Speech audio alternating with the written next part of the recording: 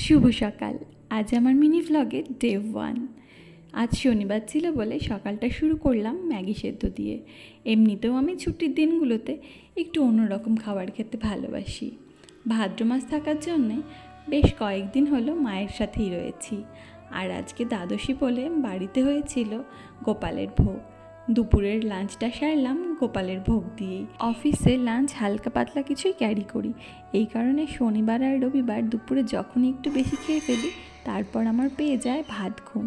সেই ভাত ঘুমকে কাটানোর জন্য একটু গ্রিন টি বানিয়ে নিয়েছিলাম, আর সাথে নিয়েছিলাম 2 চামচ সিড, যেটা আমাদের শরীরের জন্য ভীষণ বেনিফিশিয়াল।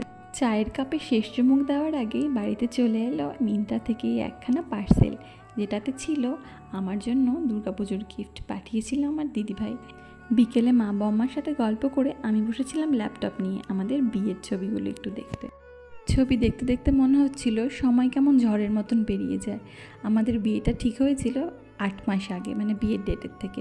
তখন মনে হচ্ছিল এতগুলো দিন কি করে পার হবে। আর দেখো বিয়ে হয়ে গেছে প্রায় 7 মাস হতে চললো।